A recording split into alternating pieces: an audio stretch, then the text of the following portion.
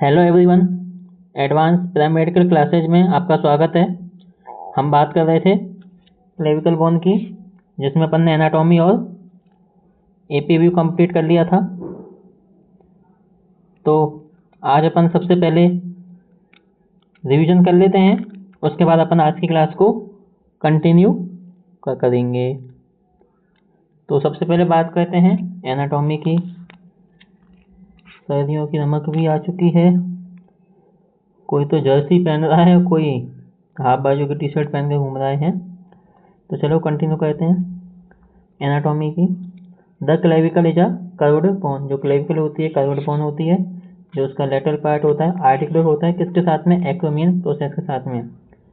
किसका lateral part? Clavicle bone का। Clavicle bone का लेटरल पार्ट एक्रोमियन प्रोसेस के साथ में आर्टिकुलेट होता है और एक जॉइंट बनाता है, जिसे हम एक्रोमिनो क्लेविकुलर जॉइंट कहते हैं। स्पेलिंग गलत है, थोड़ा सा आप लोग सही कर लेना, ठीक है।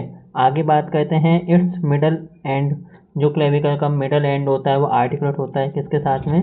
स्टर्नम के साथ में, और एक जॉइंट बनाता है, फॉर्म होता है कौन सा? स्टर्नो क्लेविकुलर जॉइंट, ठीक है। आई होप आपको समझ में आ गया होगा। आगे चलते हैं। ये अपनी क्लेविकल बोन होती है, ये अपनी स्टर्नम के साथ में जॉइंट और इस तरफ अपनी स्कैपुला, जहाँ पे अपनी एक्रोमियन प्रोसेस होती है उस साइड में जॉइंट होती है। ये अपना कल का एपी व्यू था। बॉडी पार्ट अपना क्लेविकल रहता है। Basic projection, AP view indication. अपन ये व्यू क्यों परफॉर्म किया था?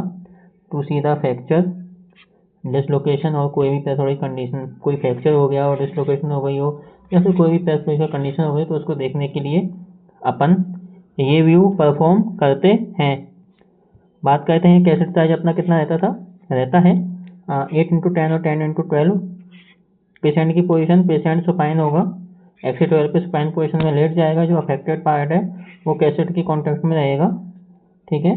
कैसेट के ऊपर अपन उसको रेस्ट करवाते हैं। जो आर्म और हैंड है वो एपी पोजीशन में होने चाहिए। जो अपोजिट शोल्डर होता है, opposite shoulder rise by the sandbag. जो अपोजिट शोल्डर है उसको अपन सैंडबैग के द्वारा राइज करते हैं, जिससे कि अपना जो अफेक्टेड साइड है वो टेबल पर आसानी से फ्लैट हो जाए, ठीक है। ये अपना व्यू है, आप आसानी से देख सकते हो।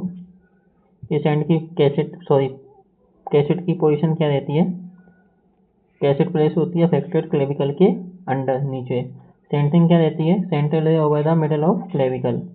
सेंटिंग है वो अपनी क्लेविकल के नीचे प्लेस होती है, ठीक है।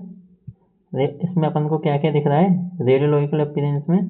The clavicle is show it's fully length, ठीक है। क्या क्लेविकल होती है फुल लेंथ में शो हो जाती है, और साथ में एक्रोमिनो क्लेविकुलर जॉइंट अपन को सीन होता है। तो बात करते हैं एक्सपोजर फैक्टर 90 to 100, 15 से 20, 55 से 60। ग्रेड भाई साहब शांत रहो, अभी आगे आपकी बात भी करेंगे। तो अपन कंटिन्यू करते हैं आज की क्लास, ठीक है। तो अपन आज का व्यू है ये view, body part clavicle, basic projection PA view. Indication क्या रहता है? To see the fracture, dislocation और कोई भी पैथोलॉजिकल कंडीशन होती है तो अपन पीए व्यू को परफॉर्म करते हैं। जो कैसेट साइज है 8, 10 और 10-12 रहता है। बात कर लेते हैं पेशेंट की पोजीशन की। This position is most stable and comfortable position as the clavicle is near the film. ये जो पोजीशन होती है ज़्यादा अधिक स्टेबल होती है और कंफर्टेबल होती है, जिससे कि अपनी जो क्लेविकल है वो फ्लूम के पास आ जाती है। तो पोजीशन काफ़ी अच्छी रहती है। कौन सी? पीए पोजीशन क्लेविकल बोन की, ठीक है। और the affected side, the patient is prone on the x table. Patient है एक्सेटेबल पर प्रोन पोजीशन में लेटेगा। अपन अभी बताएंगे आपको प्रोन पोजीशन में लेटेगा, ध्यान रखना। अपन बात करते हैं, अपन ने पढ़ा था एपी व्यू और अपन आज पढ़ रहे हैं पीए व्यू। ध्यान रखना, एपी व्यू तो सुपाइन में, ठीक है, पेशेंट एक्सेटेबल पे लेटेगा। पीए व्यू तो इसमें पीए व्यू में ना शुरू में पी आ रहा, तो पी से ध्यान रखना, प्रोन में लेटेगा, प्रोन पोजीशन, और ये सुपाइन पोजीशन, ठीक है। आपको ये ध्यान रखना है। अपन बात करते हैं, पेशेंट अपना प्रोन पोजीशन में एक्सिट टेबल पर लेट जाएगा। इसके बाद जो अफेक्टेड क्लेविकल है उसको अपन रेस्ट करवाएंगे, कहाँ पे, फिल्म पे या कैसेट पे, एक्सिट टेबल पे।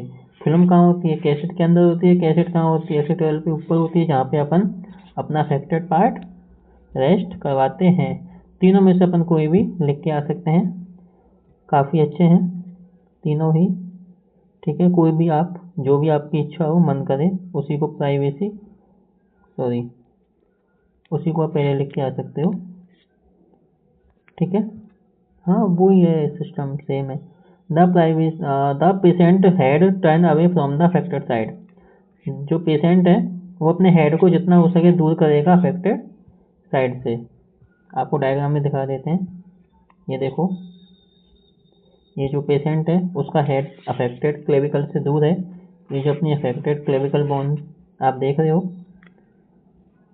प्लेस है कैसेट के ऊपर, कैसेट प्लेस है इसके नीचे, ध्यान रखना है ना, लैंग्वेज का ध्यान रखना। और इसी के अंदर अपनी फिल्म होती है कैसेट के अंदर। पोजीशन तो आपको समझ में आ गई होगी, आसान है, हार्ड नहीं है। हार्ड तो आगे आएगी एब्डोमेन की, कि आपको पोजीशन कहाँ देनी है, सेंटरिंग कहाँ करनी है ना, क्योंकि वहाँ पे अपन ग्रेट भाई साहब को भी कहेंगे कि भाई साहब आप भी आ जाओ, आपकी भी हमें बहुत ज़्यादा आवश्यकता पड़ती है। तो अपन ग्रेट को बुलाएंगे तो आपको पता चलेगा, ठीक है। तो आई होप आपको समझ में आ गया होगा। अपन बात कर लेते हैं कैसेट की पोजीशन की। The cassette is place under the affected clavicle. जो अपनी कैसेट होती है अफेक्टेड क्लेविकल के नीचे प्लेस होती है। जिस क्लेविकल का अपन को एग्जामिनेशन करना है, जिस क्लेविकल को डायग्नोस करना है, उसी अफेक्टेड पार्ट के नीचे अपनी कैसेट प्लेस होनी चाहिए। Centring the central ray over the mid point of upper border of scapula. Centring अपन कहाँ कर रहे हैं, स्केपुला के अपर बॉर्डर के बिल्कुल बीच में अपन सेंटरिंग को करते हैं। अपन को इसमें क्या क्या चीज़ दिखाई देती है, the clavicle is show in its full length. जो क्लेविकल है वो फुल लेंथ में शो हो रही है, विद एक्रोमिनोक्लेविकुलर जॉइंट भी अपन को अच्छे से सीन होता है। एक्सपोजर फैक्टर हैं वो देख लेते हैं। डिस्टेंस 90 to 100 रहती है, एमएस 15 to 20। दोस्तों थ्योरी के हिसाब से तो अपने यही रहने हैं, है ना। अगर अपन प्रैक्टिकली देखें ना तो ऊपर नीचे भी होते हैं, ठीक है। वो जब आप ट्रेनिंग के लिए जाओगे ना उस समय आपको कन्फर्म होगा ये चीज़ें, है ना। ट्रेनिंग लेना भी काफ़ी ज़रूरी होता है। एमएस कितना था, 15 to 20। केवीपी 55 से 60। ग्रेड भाई साहब आप शांत रहो, हम आपके साथ बाद में रहेंगे। तो अपन बात करते हैं नोट की। Patient should hold breath during exposure, the part should be collimated. सबसे इम्पोर्टेंट चीज़ है, प्रैक्टिकली आपको ध्यान रखना है और थ्योरी में आपको लाइन सेम लिख के आनी है, ठीक है। लेकिन जब आप ट्रेनिंग कर रहे होंगे तो एक बात को ध्यान रखना है, पेशेंट को एक्सपोजर के दौरान उसकी सांस होल्ड करवानी है, रुकवानी है। The part should be collimated. जिस अफेक्टेड पार्ट को आप एक्सपोज करने वाले हो, तो केवल जैसे कि अपन ने कॉलीमेटेड, देखो क्या होता है, ये अपना व्यू था, ठीक है। ये अपनी क्लेविकल इस जगह पे ही है केवल, तो अपन ने केवल इसी जगह पे सेंटरिंग दी है। अपन ने ये पूरा एरिया कवर नहीं किया है रेडिएशन से। जितनी रेडिएशन देनी है अपन उतने ही पार्ट कॉलीमेटेड बीम के द्वारा कॉलीमेटेड बीम के द्वारा अपन ने यूज में लिया है, ठीक है। कोई दिक्कत परेशानी हो बता देना। अपना अभी व्यू होता है स्टेनोक्लेविकुलर जॉइंट, जिसकी चर्चा अपन कल करेंगे। ध्यान रखना अब तक तो आया था कि कोई भी फ्रैक्चर हो, डिसलोकेशन हो, पैथोलॉजी कंडीशन हो गई हो कोई भी, तो व्यू अपन डायग्नोस करते हैं ये देखने के लिए अपन ये एक तरह से स्पेशल व्यू है ना, तो इसको अपन कैसे करेंगे, मेनली इसमें अपन केवल स्टेनोक्लेविकुलर जॉइंट देखने के लिए ही ये व्यू परफॉर्म करते हैं। ठीक है, तो नॉर्मली मैंने आपको हिंट दे दी है जिससे कि कल की क्लास में आपको पता रहे कि अपन को आगे क्या पढ़ना है इस व्यू के अंदर।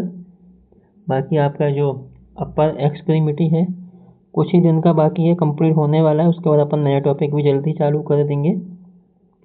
डार्क रूम की क्लास अभी आपको नहीं मिल पाएगी, मैम की तबीयत थोड़ी ज़्यादा ख़राब है, सो कुछ दिन बाद लगभग जैसे ही 10-5 दिन में तबीयत सही होती है उसके बाद आपको क्लास कंटिन्यू मिलने लग जाएगी। ठीक है दोस्तों, थैंक यू।